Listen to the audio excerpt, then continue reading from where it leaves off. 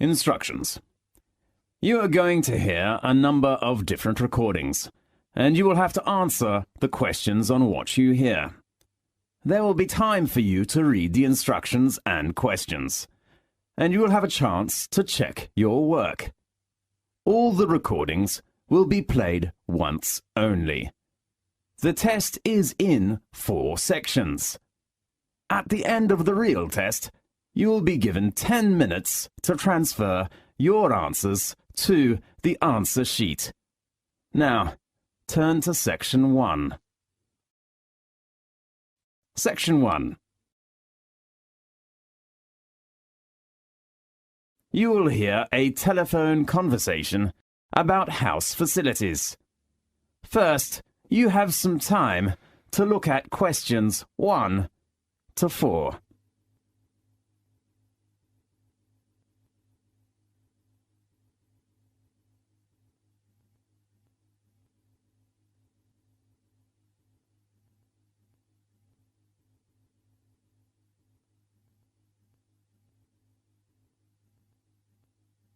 You will see there is an example that has been done for you.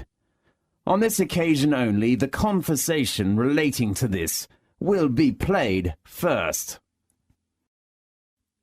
Good morning, Campus Flat Agency. How can I help you? Good morning. I'm ringing to complain about problems with my flat's facilities. Fine. May I take down your details first? The reason for dialing is to complain. So complain has been written in the space. Now we shall begin. You should answer the questions as you listen, because you will not hear the recording a second time. Listen carefully and answer questions 1 to 4. Good morning, Campus Flat Agency. How can I help you? Good morning. I'm ringing to complain about problems with my flat's facilities. Fine. May I take down your details first? Yes. What's your name? Kevin Green. OK, Kevin. And your address? I live in International House in the South area. Your room number? My room number is 16C. On which floor? The 3rd floor. OK, 3rd floor, room 16C. Are you a registered student at the university? Yes, I am. What's your registration number? It is KG6037. OK, what's your faculty? Computer science. How long is your flat lease? I'm not sure. Let me check. It is 1 year. How long have you been in the flat? Just 2 months. Now, look at questions 5 to 10.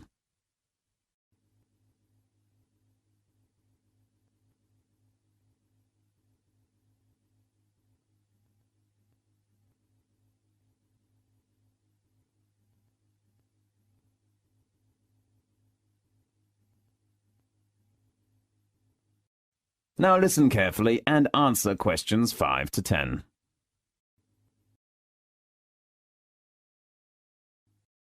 Well, what are the problems that you've been having? The first thing is the bathroom tap. Let me take notes. Tap in your bathroom.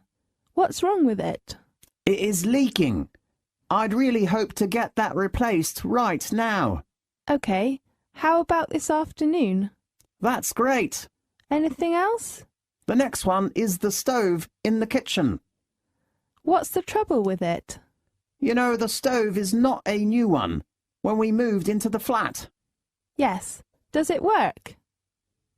No. The door of the stove is broken. OK.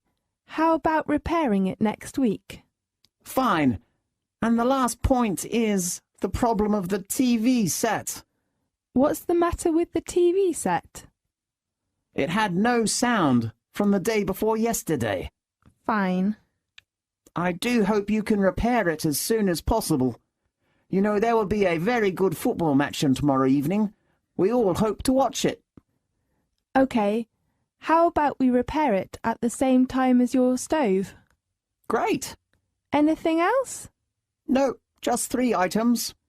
OK, we will get a repairman over to you tomorrow afternoon. Are you available at that time? I will return to the flat at about 4 o'clock. So, how about 5 o'clock? Fine. You can contact the repairman if your time will be changed. OK. His phone number is 654 33747. Right. Do you have any questions? Let me think. Yes. How about the repair fee? Usually, the price is at least £5, but you just used 2 months, so we offer free repair. That's so great. Thank you very much. You're welcome. Goodbye. Goodbye. This is the end of section 1. You now have half a minute to check your answers.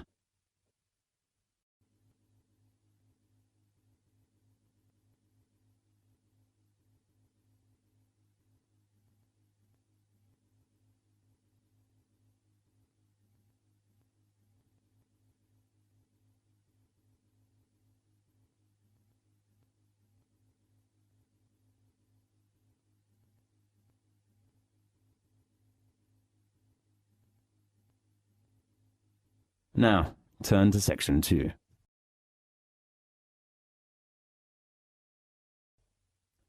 Section 2. You will hear a lecture about a sports centre. First, you have some time to look at questions 11 to 15.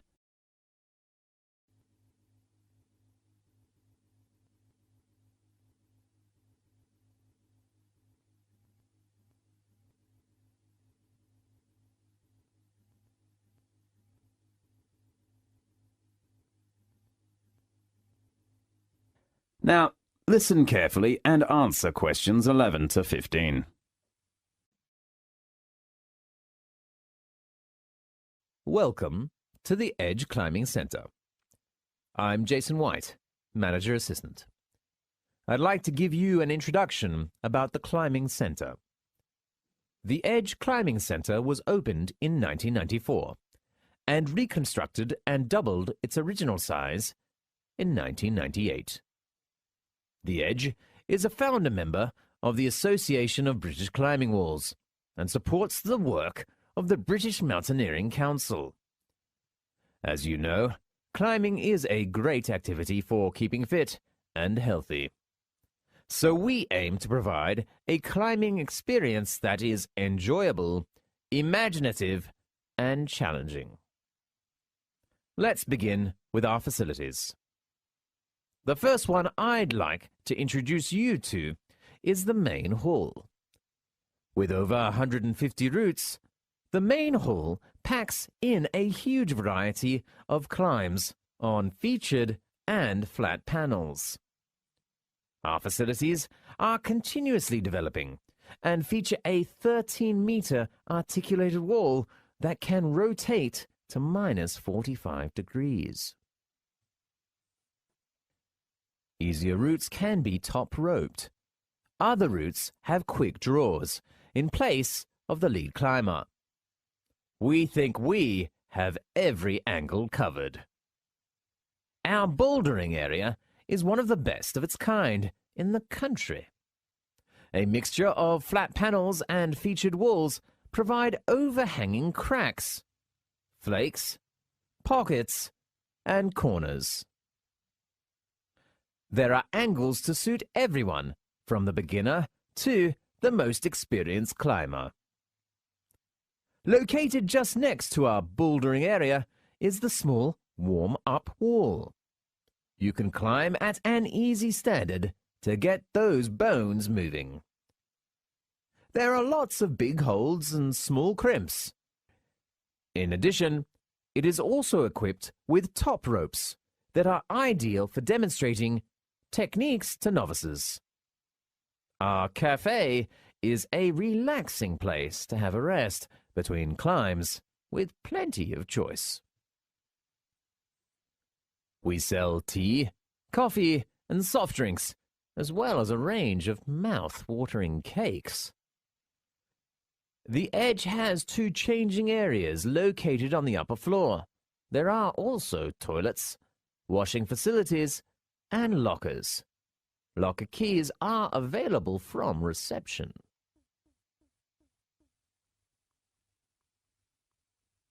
Now, look at questions 16 to 20.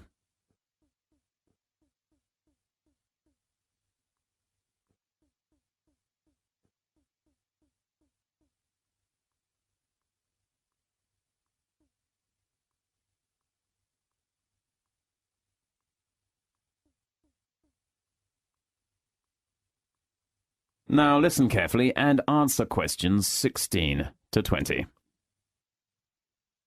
At the Edge, you can pay per visit or save on course fees by becoming a member. We have 3 types of membership. Gold membership is ideal for regular visitors.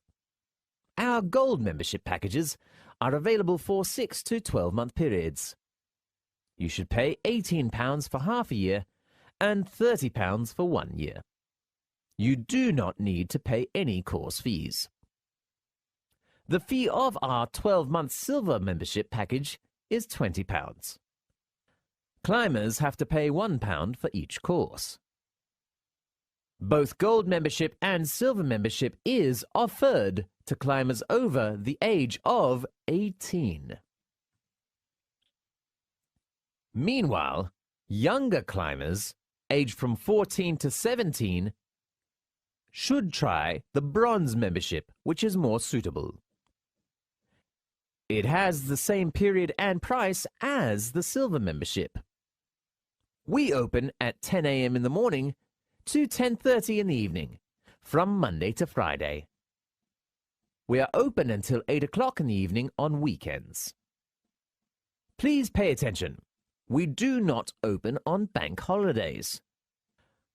We also offer training courses, which are designed for inexperienced climbers on Monday and Wednesday evening. You can choose outdoor course or indoor course, depending on your needs. Usually, the indoor course is suitable for beginners. If you want to know more details about it, please visit our reception. Miss Morris will give you a hand. Thanks for attending the introduction lecture of the Edge Climbing Center. I hope you will enjoy our facilities in the future. This is the end of section 2. You now have half a minute to check your answers.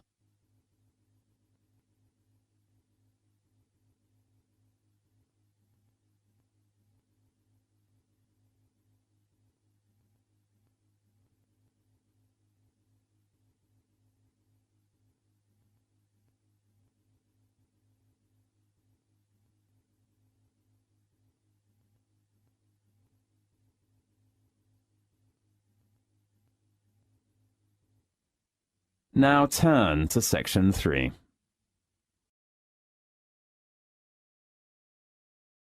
Section 3. You will hear a lecture about a university library. First, you have some time to look at questions 21 to 25.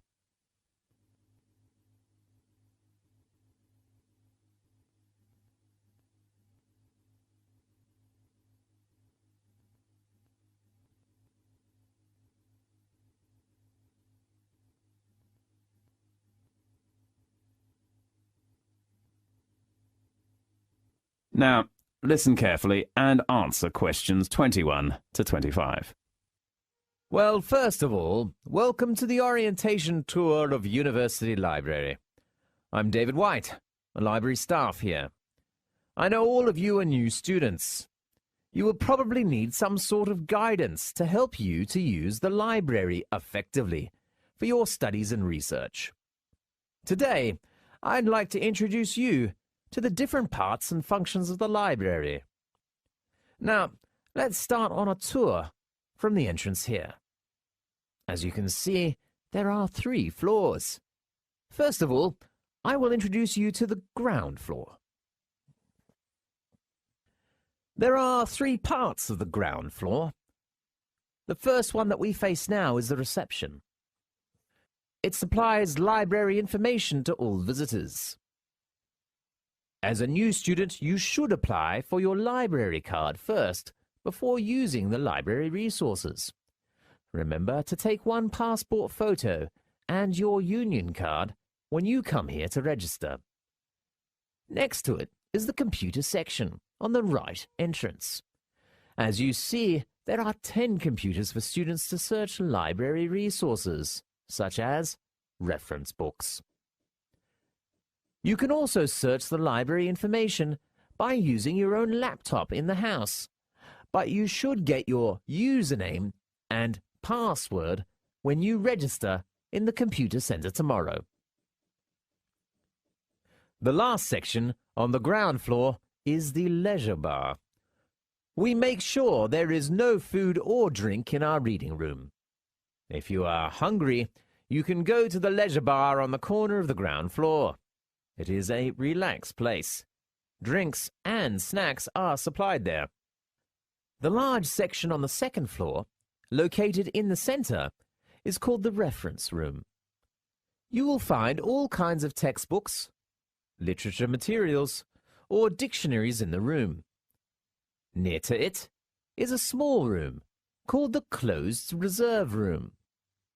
According to library rules, important reference books cannot be taken away from the library, so students have to sit in the closed reserve room to read. Now look at questions 26 to 30.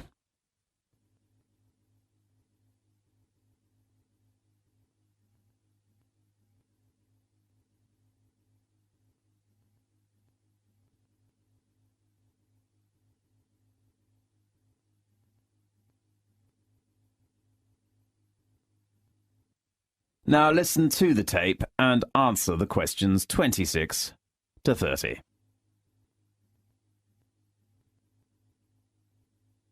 The room opposite to the closed reserve room is the periodical room. We offer various current or back newspapers, magazines and journals. There is a small room called the audio-visual room next to it. You can find tapes or CDs or watch videos in there. If you want to photocopy some materials, you can go to the photocopy room on the right corner beside the stairs. We offer 5 computers, 4 photocopiers, and 4 laser printers there. You should deposit money in your library card first and then swipe your card before using the photocopier or printer. There are some rules. The first rule is that we do not accept coins. The second rule is to limit your session to half an hour at a time when the photocopier is busy or the printer is busy. The last important rule is that please do not start printing less than 10 minutes before the library closes. The reading room and meeting room are both located on the top floor.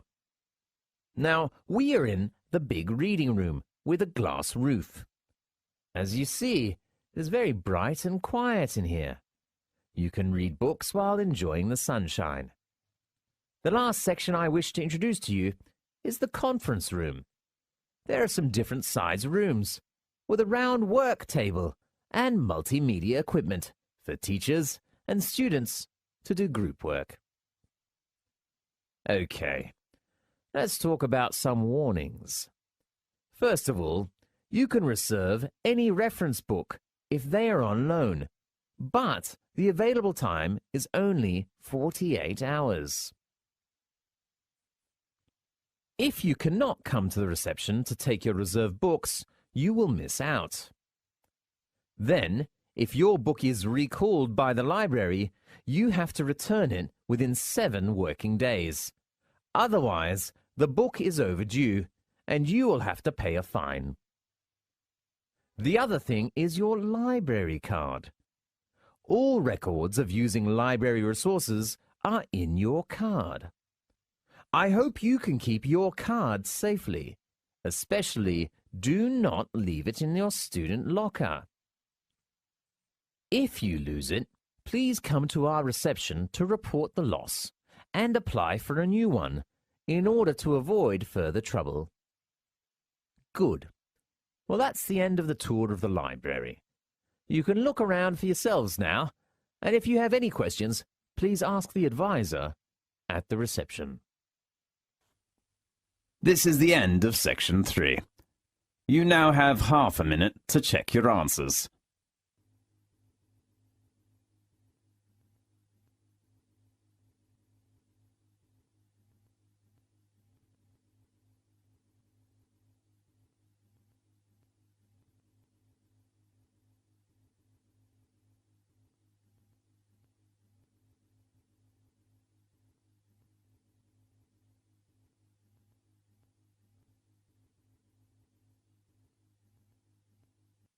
Now, turn to Section 4.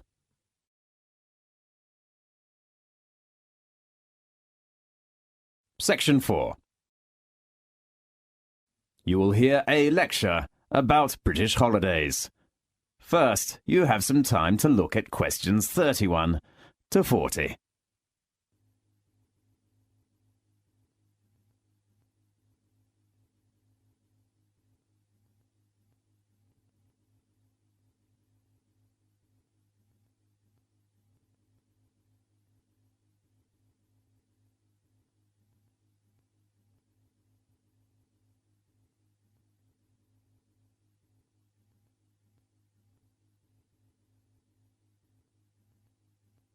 Now listen carefully and answer questions 31 to 40.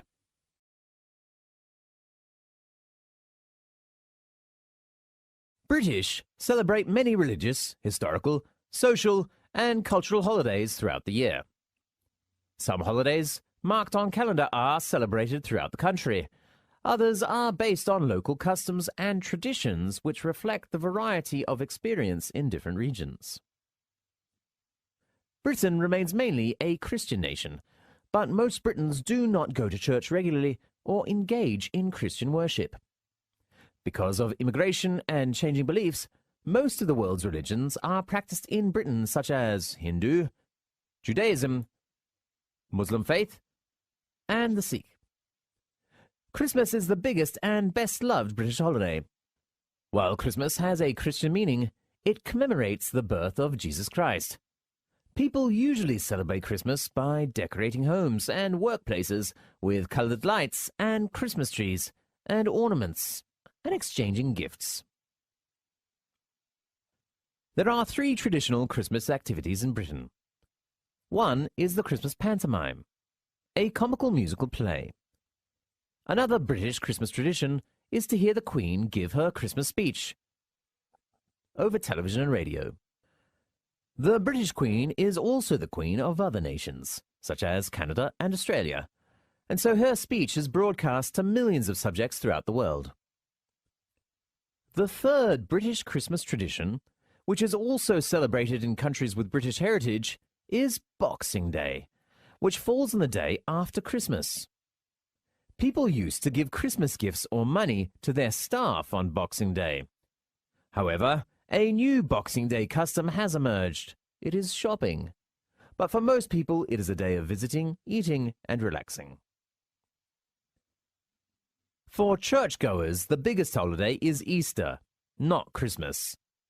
It is the most important Christian festival in Britain. Easter commemorates the crucifixion and resurrection of Jesus Christ. Easter is in the spring when universities and schools are closed for breaks. During the Easter period, Christians attend many church services and charity activities. Easter eggs are the main symbol of Easter. As time goes on, nowadays, people give each other chocolate or candy for Easter. There are some local festivals and holidays in England, Wales, Northern Ireland, and Scotland. People can know about the different culture and customs of the 4 nations of the United Kingdom. Many festivals and customs have been invented, adopted, and used to serve political or religious functions in times of conflict. Special days in England and Wales show their national pride in their unique languages and cultures and remind people that there is much more to the UK than the English and England.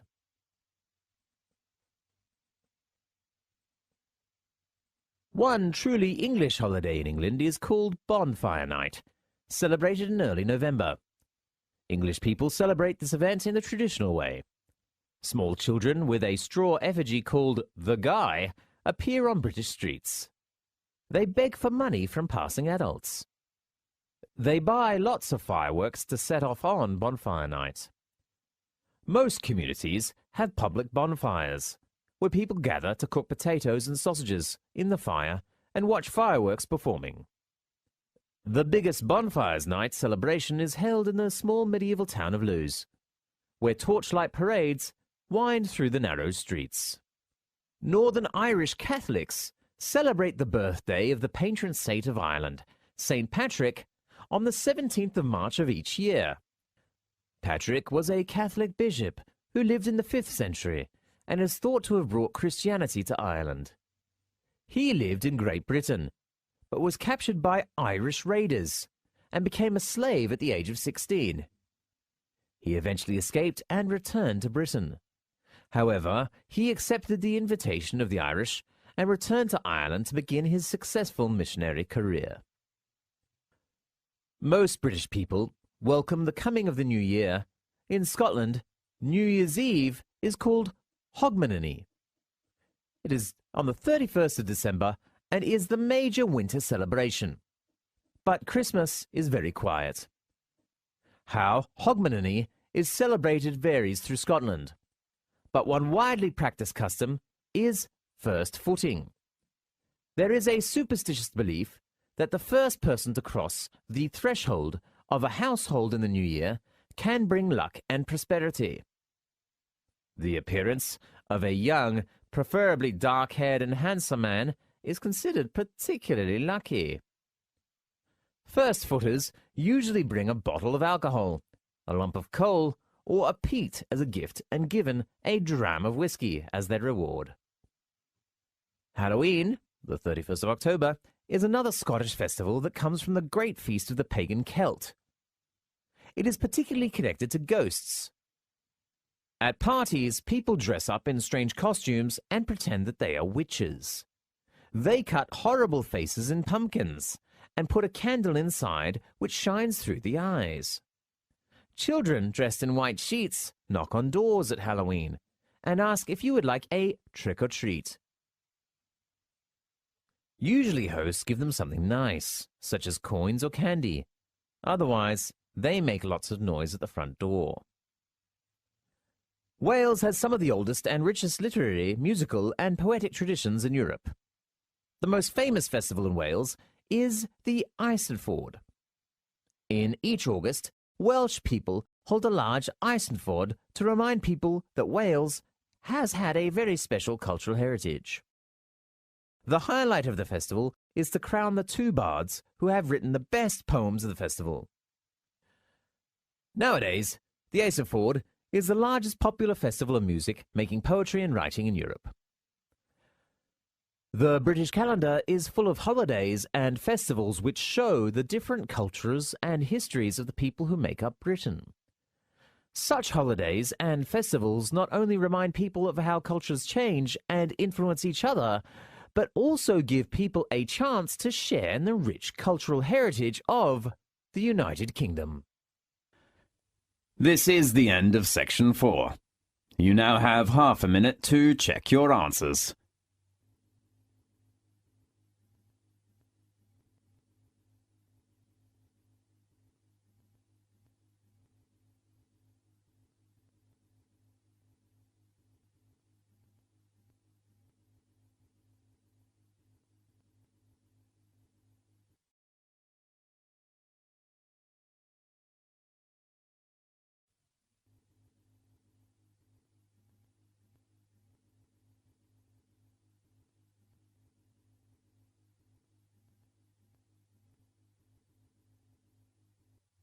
This is the end of the listening test.